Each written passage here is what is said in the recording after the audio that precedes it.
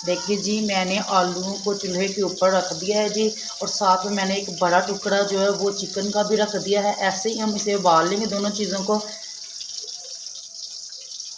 तो देखें जी, आलू थे जो हमारे वो बॉयल हो चुके हैं, और अब हम इन सब आलूओं को अच्छे तरीके से इसे मैश कर लेंगे जी।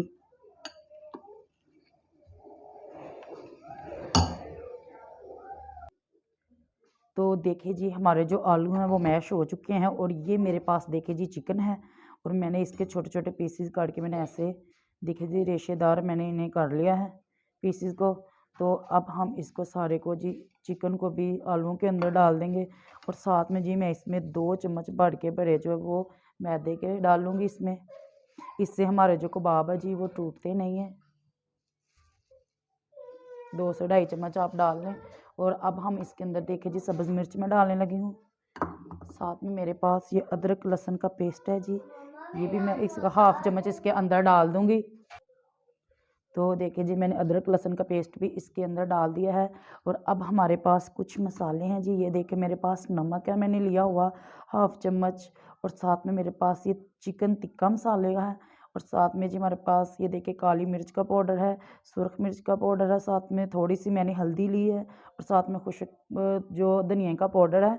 तो ये आप सब कुछ अपने यानी कि टेस्ट के मुताबिक भी डाल सकते हैं। तो चलिए जी, ये सब कुछ हम इसके अंदर डाल देंगे। और साथ में मेरे पास ये देखिए जी धनिया है, थोड़ा सा धनिया मैं इसके अंदर डाल दूँगी, बारीक कटा हुआ। तो अब हम इन्हें अच्छे तरीके से जी मिक्स कर लेंगे हाथ की मदद से। ये देखें जी,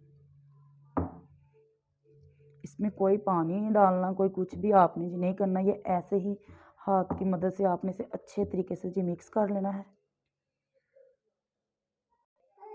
तो देखिए जी, मेरे पास ये कबाब बनाने वाली स्टिक है, इसी की मदद से हम कबाब बनाएंगे।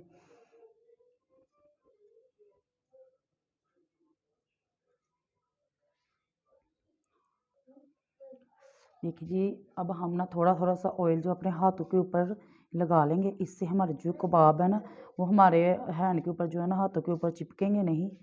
तो ये देखिए जी, हमारे बहुत ही मज़े के कबाब बन के तैयार होते हैं। आप इनको शेप के लिए ऐसी उंगलियों की मदद से देखिए जी,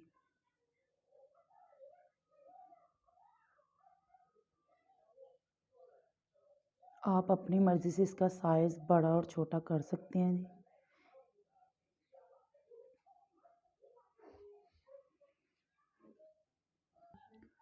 तो देखिए जी, अब हमने सारे जो कबाब है वो हमने बना के तैयार कर लिए हैं जी, और अब हम इनको सबको जी फ्राई कर लेंगे। तो देखिए जी, मैंने एक अंडा लिया है और उसको अच्छे तरीके से मैंने मिक्स कर लिया है जी, और अब हम कबाब को ऐसे ही अंडे के अंदर स्टिक की मदद से ही जी, आप अपने कबाब के हिसाब से ही जी अंडा लेंगे। जितने आपने ज़्यादा बनाने होंगे तो आप 2 से 3 अंडे भी इस्तेमाल कर सकते हैं जी।